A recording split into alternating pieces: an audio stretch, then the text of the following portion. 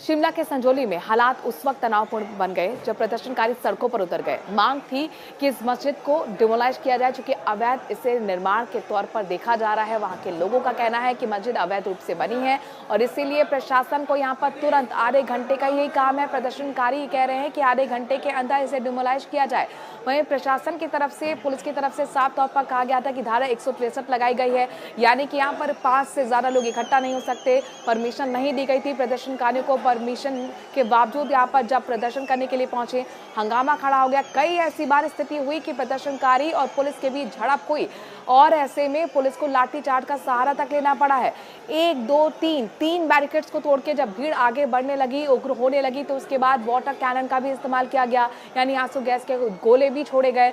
और इसके बावजूद जब आगे लगातार भीड़ बढ़ रही थी तो कई बार ऐसी स्थिति आई कि पुलिस के हाथ पैर भी फूल गए। दरअसल कोई पहला मौका नहीं है जब वहां पर आक्रोश जाहिर किया गया हो प्रदर्शनकारी की तरफ से, लोकलाइट्स की तरफ से। इन लोगों का साफ तौर पर कहना है कि प्रशासन आखिरकार हमारी मांगों को क्यों नहीं सुन रहा है, कार्रवाई क्यों नहीं कर रहा है, आखिरकार ये हालात क्यों बने हुए हैं। शिमला के संजौली को लेकर आपको ये पूरी स्टोरी बताते हैं और इसके पीछे का असल कारण बताते हैं। दरअसल 30 अगस्त का वो दिन था जब एक शख्स के साथ यहाँ पर मारपीट हुई। 6 आरोपी थे, जिसमें 5 आरोपी यूपी के बताए गए और एक उत्तराखंड का बताया गया। खबर ये मिली कि इन तीनों ने मस्जिद में जाकर अपने आप को छुपाया है। जब ये बात लोगों तक पहुंची तो उसके बाद लोगों का कहना था कि ये जो मस्जिद है ये अवैध रूप से बनाई गई है, इसीलिए डिमोलाइज किया जाना चाहिए। लगातार ये मांग बढ़ती गई और ये मांग इतनी ज्यादा बढ़ी कि सड़क से लेकर सदन तक ये मामला उठा। संग्राम वहां पर भी देखने को मिला। खुद सुक्खू सरकार के जो कैबिनेट मंत्री हैं, यानी कि अनिरुद्ध सिंह, उन्होंने कहा कि हाँ, ये जो प्रदर्शन हुआ था ये बिल्कुल सही है और ये जो जमीन है वो सरकार की है और इस पर ये मस्जिद बनाई गई है, लिहाजा ये अवैध है। उन्होंने कहा कि वाकई कार्रवाई होगी, ये आश्वासन भी दिया गया।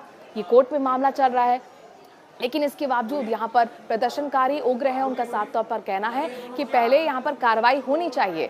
मुख्यमंत्री यहाँ पर साफ तौर पर कह रहे हैं कि अगर ये अवैध है तो कार्रवाई होगी, लेकिन इन सब के बीच में नेता प्रतिपक्ष जयराम ठाकुर ने साफ तौर पर कह रहा है कि कहीं ना कहीं इस मामले की गंभीरता को सरकार नहीं समझ पा रही है, क्योंकि ये मामला किसी पार्टी से जुड़ा हुआ नहीं है, राजनीतिक नहीं है, बल्कि ये जो मामला है जन भावनाओं से जुड़ा है। अब देखिए, अब आप समझना होगा कि आखिरकार ये मामला इतना ज्यादा क्यों बढ़ रहा है, क्यों लोगों के अंदर गुस्सा है। ये सिर्फ मामला अवैध मस्जिद या अवैध निर्माण तक नहीं है, दरअसल ये मामला घुसपैठियों तक है, क्योंकि खुद कैबिनेट मंत्री इस बात को अनिरुद्ध सिंह स्वीकार कर चुके हैं कि कई ऐसे घुसपैठिए हैं जो हिमाचल में एंट्री कर चुके हैं, जिसकी वजह से माहौल बिगड़ रहा है, कानून व्यवस्था बिगड़ रही है, अपराध बढ़ रहा है और ऐसे लोगों की संख्या लगातार बढ़ रही है।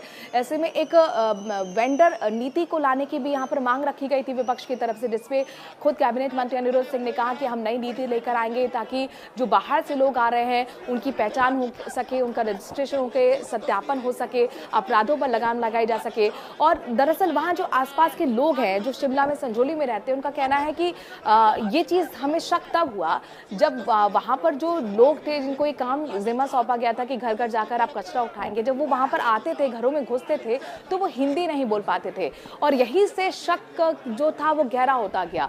लोगों का कहना है कि रोहिंग्या हैं, लोगों का कहना है ये बांग्लादेशी हैं, घुसपैठिए हैं और इन्हीं की वजह से हमारी जो कानून व्यवस्था है वो बिगड़ रही है, अपराध बढ़ रहे हैं और इसीलिए यहाँ पर सत्यापन जरूरी है, एक बड़ी नीति लानी चाहिए। तो यहाँ पर कुल मिलाकर देखिए, मामला सिर्फ अवैध निर्माण या अवैध मस्जिद तक नहीं है, बल्कि ये मामला घुसपैठियों तक का है, बल्कि ये मामला कहीं ना कहीं सुरक्षा का है, बल्कि ये मामला कहीं ना कहीं खतरे का है और इसीलिए लोगों के अंदर बहुत ज्यादा गुस्सा है। अब देखना होगा कि सरकार ऐसे में क्या आगे कदम उठाती है।